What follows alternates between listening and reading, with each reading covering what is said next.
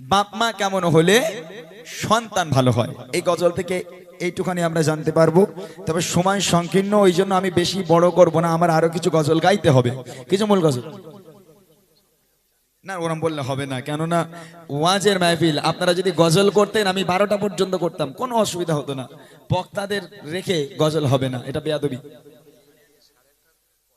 যে ইনশাল্লাহ ঠিক আছে, 8:30টার পরেই আসুক, এখন 8:02 হয়েছে, আমি ইনশাল্লাহ কিছু গজল গেয়ে দিচ্ছি। চলেন দেখেন, হযরতে বড় পীর আব্দুল কাদের জিলানী রহমাতুল্লাহ আলাইহি, আমরা সকলে চিনি, তানাকে জানি, তিনি নাকি বড় পীর ছিলেন, ওলিদের ওলি, তাই না?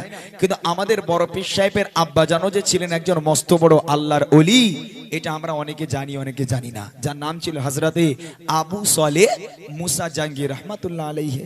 তিনি কেমন ওলি ছিল, কেমন পীর ছিল? নদীর রাস্তা ধরে হেঁটে হেঁটে যাচ্ছেন, হঠাৎ দেখছেন নদীর উপর থেকে একটা আপেল ভেসে যাচ্ছে। আল্লাহর ওলি 2-3 দিনের ক্ষুধার্ত ছিল, ক্ষুধার জ্বালা সহ্য করতে না পেরে আপেলটাকে তুলে খেয়ে ফেলেছে। খাবার পর তার মনে হলো, ইশকার গাছের আপেল, আমি আবু সালে জানি না, আমি তো না জেনে খেয়ে ফেলেছি। কাল হাসরের মাঠে আল্লাহ যদি আমাকে ডেকে বলে, আবু সালে তুমি তো চোর, তুমি লোকের গাছের আপেল খেয়েছো, তুমি তো চোর, তাকে না বলে খেয়েছো, আমি আমি আবু সালে সেই দিন শর্মিন্দা হয়ে যাব আল্লাহর কাছে, আর মুখ তুলে দাঁড়াতে পারবো না। অর্থাৎ একটা আপেল খাওয়ার জন্য, কুড়িয়ে পাওয়া আপেল, পারা না, চুরি করাও না, কুড়িয়ে পাওয়া আপেল খাওয়ার জন্য কতটা বিপদের সম্মুখীন, কতটা পরীক্ষার সম্মুখীন আল্লাহর ওলিকে হতে হচ্ছে। কবি সে সম্পর্কে লিখছে, দেখেন, ওই দেখা যায় সত বয়ে যায় আপেল ভেসে যায় আল্লাহর বলে আবু সালেহ মুসা সেই আপেল খেয়ে নেয়। ওই দেখা যায় সত বয়ে যায় আপেল ভেসে যায় আল্লাহর বলে আবু সালেহ মুসা সেই আপেল খেয়ে নেয়। বলে না ছেড়ে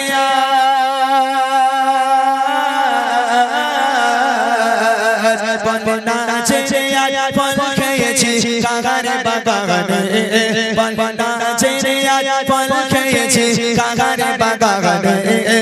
আল্লাহর বলে আবু সালেহ মুসা যায় তাহার সন্ধানে। আল্লাহর বলে আবু সালেহ মুসা যায় তাহার সন্ধানে। ওই দেখা যায় সত বয়ে যায় আপেল ভেসে যায় আল্লাহর বলে আবু সালেহ মুসা সেই আপেল খেয়ে নেয়। এই দিকে যাচ্ছিল, আপেলটা খাওয়ার পর আর উল্টো রাস্তা ধরেছে। কোথায় যাচ্ছে? আল্লাহর ওলি দেখতে যাচ্ছে আপেলটা কোথা থেকে ভেসে এসেছে। 3-4 মাইল দূর পর্যন্ত চলে গেল হেঁটে হেঁটে, গিয়ে দেখছে নদীর উপরে একটা আপেলের ডাল ঝুলছে। আল্লাহর ওলি বুঝে গেল এই ডালের আপেল, এখান থেকে আপেলটাকে পড়ে ভেসে গেছে। আল্লাহর ওলি তাকিয়ে দেখে বিশাল আপেল বাগান, বাগানের মধ্যে ঢুকে গেল। 1 দিন হয়ে গেল, 2 দিন হয়ে গেল, আল্লাহর ওলি বাগানের মধ্যে বসে আছে, মালিকের কোনো খবর নেই। 2 দিন পর মালিক এলো। মালিক এসে বলছে, এই খোকা তুমি কে বাবা? বলছে, মালিক আমি এক যুবক, এই নদীর রাস্তা ধরে যাচ্ছিলাম, কি দুঃখের কথা কি বলবো, একটা আপেল ভেসে যাচ্ছিল, আমি আপেলটাকে তুলে খেয়ে ফেলেছি। খাবার পর মনে হলো আপনার গাছের আপেল আপনাকে না বলে খাবো, আমার অনেক ভুল হয়েছে, অন্যায় হয়েছে, তাই এই 3-4 মাইল হেঁটে এলাম, 2 দিন ধরে আপনার অপেক্ষা করে বসে আছি, আপনি আসবেন, আপনার কাছে ক্ষমা চাইবো, আপনি কি আমাকে ক্ষমা করে দেবেন? আপেল বাগানের মালিক বলছে, আল্লাহ মানুষ না ফেরেশতা, এ তো গাছে থেকে পেড়ে খায়নি। আরে কত ভাইরা লোকের কাছে পেয়ারা টুকুস করে পেরেলে চলে যায়, তাই না? কিন্তু পেড়ে খায়নি, কুড়িয়ে আপেলটাকে খাবার পর সে আমার কাছে ক্ষমা চাইতে হলো, চারদিগুনি কথা নয়। আল্লাহর কোন মাহবুব হবে, আল্লাহর কোন ওলি হবে, একে একটু ঝাঁকিয়ে দেখতে হবে। তখন আপেল বাগানের মালিক আল্লাহর ওলিকে কি বলছে?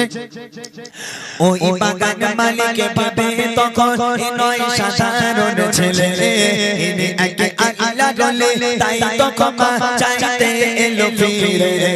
ওই বাগান মালিক ভাবে তখন নয় সাধারণ ছেলে, ইনি একে আল্লাহর ওলি, তাই তো ক্ষমা চাইতে এলো ফিরে।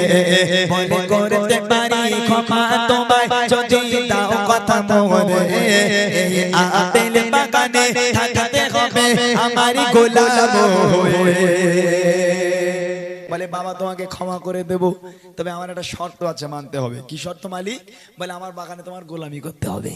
ও ভাই, যারা লোকের কাছে আম চুরি করে খাও, চুরি করা স্বাদ মিটে যাবে। শোনো, ভালো করে শোনো, বলছে আমার বাগানে গোলামি করতে হবে।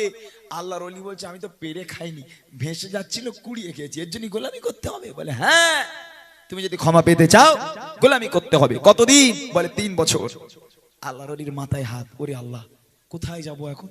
হ্যাঁ, 3 বছর গোলামি করতে হবে। সঙ্গে সঙ্গে আল্লাহর ওলি ভেবে নিল, একটা হলো হুকুকুল্লাহ আর একটা হলো হুকুকুল ইবাদ, একটা বান্দার হক আর একটা আল্লাহর হক।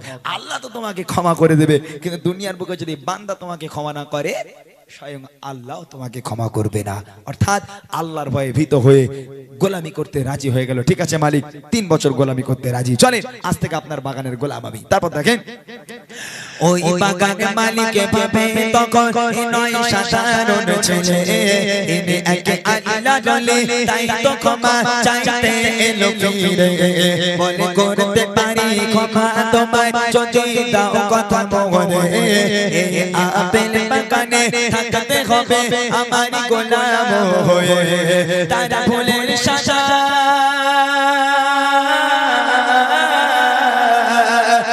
ভুলের সাজা মনে করে রাজি হয়ে যায়, তারা ভুলের সাজা মনে করে রাজি হয়ে যায়। আপেল বাগানে গোলাম হয়ে জীবন কাটায়, আপেল বাগানে গোলাম হয়ে জীবন কাটায়। ওই দেখা যায় শত বয়ে যায়, এক আপেল ভেসে যায়। আল্লাহর বলে আবু সলে মুসা সেই আপেল খেয়ে নেয়। 1 বছর হয়ে গেল, 2 বছর হয়ে গেল, 3 বছর হয়ে গেল, গোলামি শেষ। আল্লাহর ওলি আবার গেল, মালিক ক্ষমা করেন, বাড়ি যাই। মালিক বলছে, এই খোকা তুমি ভাবলে কি করে অত সহজে ক্ষমা করে দেবো? তুমি আমার গাছের আপেল খেয়েছো, আমাকে না বলে খেয়েছো, তোমাকে ক্ষমা করবো কেন? মালিক আপনি তো বলেছেন আপনার বাগানে যদি 3 বছর গোলামি করি আপনি আমাকে ক্ষমা করে দেবেন, আপনি তো কথা দিয়েছেন। বলে হ্যাঁ দিয়েছিলাম বাবা, তবে আমার আরো একটা শর্ত মানতে হবে। যদি একটা শর্ত মানতে পারো তাহলে ক্ষমা করব, নইলে করব না। আল্লাহর ওলি মনে মনে করছে, যাকগে একটা কুড়িয়ে পাবা আপেল খাওয়ার জন্য, যদি মালিকে 3 বছর গোলামি করতে পারি তাহলে আরো একটা শর্ত মানতে অসুবিধা কি আছে? ও মালিক বলেন তো আপনার আর কি শর্ত আছে? বলে মালিক কি শর্ত দিচ্ছে? 3 বছর পরে আবার গেল মালিকের দ্বারে, বলে দাও গো ক্ষমা করে আমায় যাব ঘরে ফিরে। 3 বছর পরে আবার গেল মালিকের দ্বারে, বলে দাও গো ক্ষমা করে আমায় যাব ঘরে ফিরে। এবার মালিক বলে ক্ষমা আমি দেব তোমারে, আমার মেয়েকে তোমায় বাবা করতে হবে বিয়ে। মালিক বলছে বাবা ক্ষমা করে দেব, তবে আমার একটা মেয়ে আছে, তোমার বিয়ে করতে হবে। কি মুশকিল বলেন দিদি। এখন যারা এই গজল শুনছে তারা মনে মনে করছে, এই দেখো ইমরান ভাই কি বলে, দেখো লোকের কাছে আম চুরি করবো আর ধরা পড়লি আম বাগানের মালিক মেয়ের সঙ্গে বিয়ে দিয়ে দেয়, এরা মনে হচ্ছে না? আল্লাহর ওলিকে বলছে তোমাকে ক্ষমা করে দেব বাবা, তবে আমার একটা মেয়ে আছে, তোমাকে বিয়ে করতে হবে, যদি বিয়ে করো তাহলে ক্ষমা করব। আল্লাহর ওলি কাকে বলে দেখেন, যাদের দুনিয়ার কোনো টেনশন থাকতো না, দুনিয়ার কোনো চিন্তা নেই, কি করলে আমার আল্লাহ খুশি হবে, এই ধরনায় তারা মগ্ন। আল্লাহর ওলি মনে মনে করছে, যাক বিয়ে তো আমার একদিন করতেই হবে, আজ না হয় কাল। একটা কাজ করি, এ লোকের মেয়েরই বিয়ে করি, তাহলে ক্ষমাও পাবো বউও পাবো, দুটোই হবে।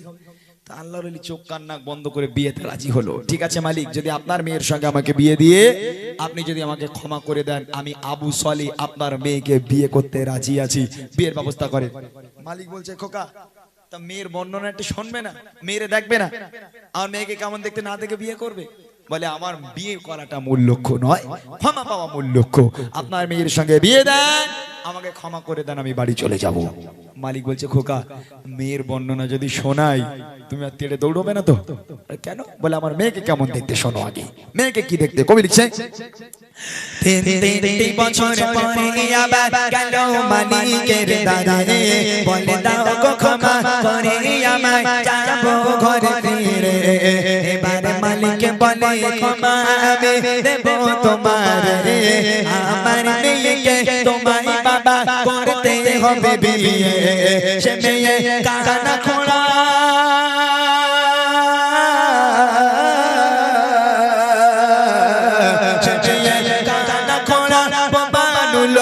কালো কথা, সে মেয়ে কানা খোড়া নুলো কালো পতাকা যদি তাকে বিয়ে করো তুমি দেবো ক্ষমা তোমায় যদি তাকে বিয়ে করো তুমি দেবো ক্ষমা তোমায় ওই দেখা যায় শস্য বয়ে যায় এক আপিলে ভেসে যায় আল্লাহর বলি আবু সলে মুসা সেই আপিলে খেয়ে দুজনের বিয়ে হবে। মেয়ে বলছে আমার মেয়ে কালো পিচের মতো, আমার মেয়ে অন্ধ, আমার মেয়ে খোঁড়া, আমার মেয়ে নুলো, আর আমার মেয়ে কালো পিচের মতো, আমার মেয়ে বোবা, কথা বলতে পারে না। এতটা গুণ আছে আমার মেয়ের মধ্যে, এই মেয়েটাকে বিয়ে করতে হবে। যদি বিয়ে করো তাহলে ক্ষমা করবো, নইলে করবো না। এবার তোমার ব্যাপার। আল্লাহর ওলি মনে মনে করছে, আল্লাহ যে মেয়ের হাত নেই, পা নেই, চোখ নেই, মুখ নেই, আল্লাহ এই মেয়েটার বিয়ে করে করবোটা কি? সংসারের কোন কাজে আসবে এই মেয়েটা? যে মেয়ের হাত নেই, নুলো, যে মেয়েটা বোবা, যে মেয়েটা অন্ধ এবং যে মেয়েটা খোঁড়া, এই মেয়েটা তো সংসারের কোনো কাজে আসতে পারে না। আল্লাহ কি করব? তারপরেও আল্লাহর ওলি কাকে বলে? শুধু আল্লাহকে খুশি করার জন্য চোখ কান নাক বন্ধ করে বিয়েতে রাজি হয়ে গেল। ঠিক আছে মালিক, যদি আপনার ওই মেয়ের সঙ্গে আমাকে বিয়ে দিয়ে আপনি যদি আমাকে ক্ষমা করেন, আমি আবু সালে আপনার ওই মেয়েকে বিয়ে করতে রাজি আছি। চলেন বিয়ের ব্যবস্থা করেন। বিয়ের ব্যবস্থা হবে। এবার কবির ইচ্ছা দেখেন। তিন বছর পরে আবার গেল মালিকের দ্বারে বলে দাও গো ক্ষমা করে আমায় যাবো ঘরে ফিরে এবার মালিক বলে ক্ষমা আমি দেব তোমারে আমার মেয়েকে তোমায় বাবা করতে হবে বিয়ে সে মেয়ে কানা খোঁড়া